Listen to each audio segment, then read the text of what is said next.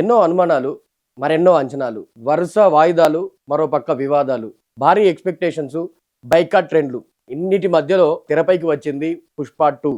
అల్లు అర్జున్ హీరోగా వచ్చిన ఈ సినిమాని స్టార్ డైరెక్టర్ సుకుమార్ తెరకెక్కించిన విషయం తెలిసిందే. భారీ అంచనాల మధ్యల ఈ సినిమా డిసెంబర్ 5న తెర మీదికి వస్తుండగా, డిసెంబర్ 4 నుంచే ఈ సినిమాకి సంబంధించిన ప్రీమియర్స్ పడిపోయాయి. ఓ పక్క ఆడియన్స్, మరో పక్క అల్లు అర్జున్ ఫ్యాన్స్ సినిమా చూసి తమకు సంబంధించిన ఆ సినిమాకి సంబంధించిన రివ్యూని సోషల్ మీడియా వేదికగా చెప్పేస్తున్నారనమాట. సో ఈ నేపథ్యంలో మరి ఆ 'పుష్ప 2' సినిమా ఎలా ఉంది? కథ ఎలా ఉంది? అల్లు అర్జున్ ఏ రేంజ్‌లో మెప్పించాడు? సుకుమార్ ఆ రైటింగ్‌తో ఏ రేంజ్‌లో ఆడియన్స్‌ని మెస్మరైజ్ చేశారనేది ఈ రివ్యూలో తెలుసుకుందాం. ముందుగా 'పుష్ప 2' సినిమా కథ విషయానికొస్తే, ఈ సినిమాలో పెద్దగా కథ ఉంది అని చెప్పడానికి ఏం లేదు. కొన్ని సీన్స్ మాత్రమే. అంటే 'పుష్ప 2' గురించి చెప్పాలంటే introduction, interval block, pre climax వచ్చే కొన్ని సీన్స్, ఆ క్లైమాక్స్ సీన్, ఇలా 'పుష్ప 2' గురించి చెప్పుకుంటే ఈ ఎలిమెంట్స్ తప్ప పెద్దగా చెప్పుకోవడానికి కథ అయితే ఏది లేదని చెప్పాలి. నిజానికి చెప్పాలంటే 'పుష్ప' సినిమా విడుదల అయినప్పుడు ఆ సినిమా పైన పెద్ద ఎక్స్‌పెక్టేషన్స్ ఏం లేవు. అలా ఒక మామూలు సినిమా లాగా వచ్చింది. బట్ సినిమా విడుదల తర్వాత ఆ సినిమాకి ఆడియన్స్ బాగా కనెక్ట్ అయిపోయారు. మెయిన్‌గా నార్త్ ఆడియన్స్ ఈ సినిమాకి ఎక్కువగా కనెక్ట్ అవ్వడం వల్ల సినిమాకి హైప్ బాగా రావడం, దాని ద్వారా కలెక్షన్స్ కూడా అదే రేంజ్‌లో సాధించింది 'పుష్ప 1'.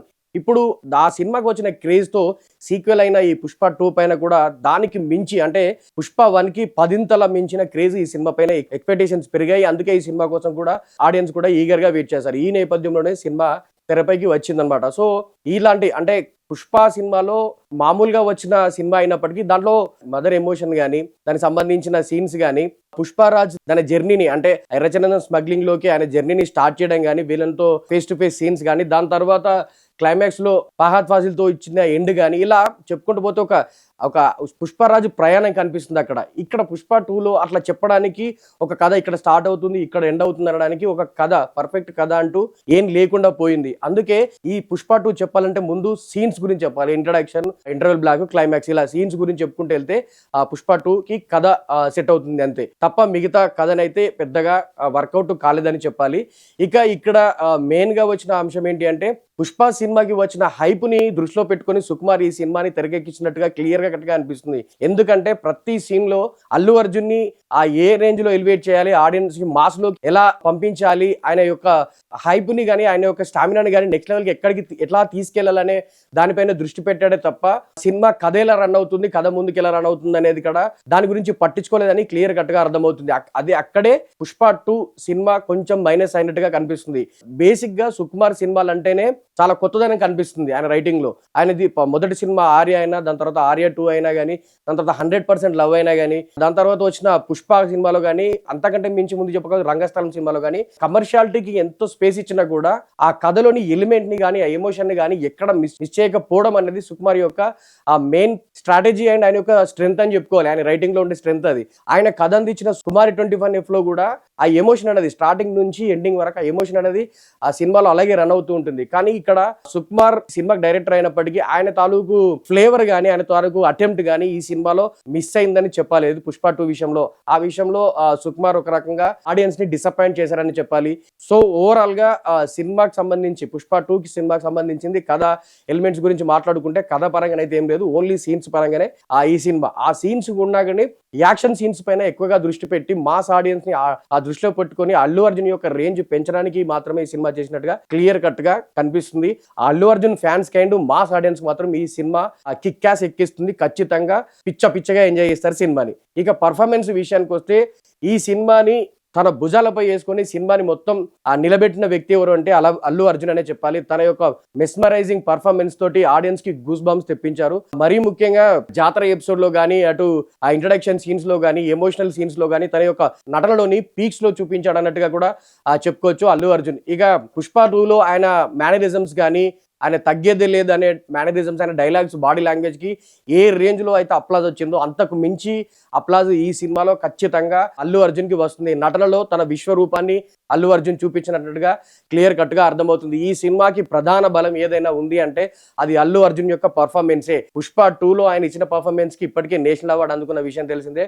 'పుష్ప 2'లో అంతకు మించి పర్ఫార్మెన్స్ ఇచ్చాడు కాబట్టి మరోసారి నేషనల్ అవార్డు పక్కా అనే రేంజ్ లో కూడా తన పర్ఫార్మెన్స్ తో మెస్మరైజ్ చేశాడు స్క్రీన్ పైన అల్లు అర్జున్ అని చెప్పాలి. ఇక ఆ హీరోయిన్ గా చేసిన రష్మిక మందనాయక్ కూడా ఫస్ట్ పార్ట్ లో కథని ముందుకు నడిపించే అంత పెద్దగా పాత్ర ఆమె దొరకకపోయినా పుష్ప 2లో మాత్రం ఆమెకు చాలా కీ రోల్ ని సుకుమార్ రాసుకొచ్చారు.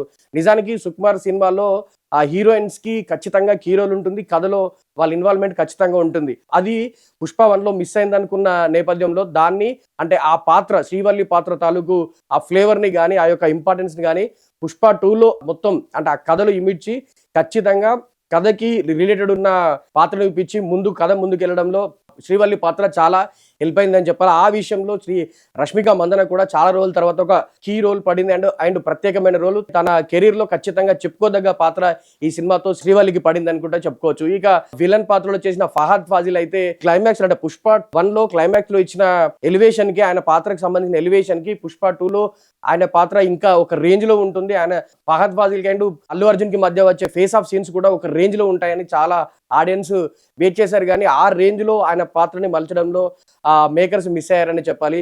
నిజానికి చెప్పాలంటే ఫహద్ ఫాజిల్ యొక్క నటన కానీ ఆయన యొక్క ఒక పాత్ర దొరికితే ఆయన ఇచ్చే సహజమైన నటన కానీ చాలా అద్భుతంగా ఉంటాయి. ఆయనలోని పూర్తి నటుని ఈ సినిమాలో ఇంకా యూజ్ చేసుకోలేనట్టు అనిపించింది.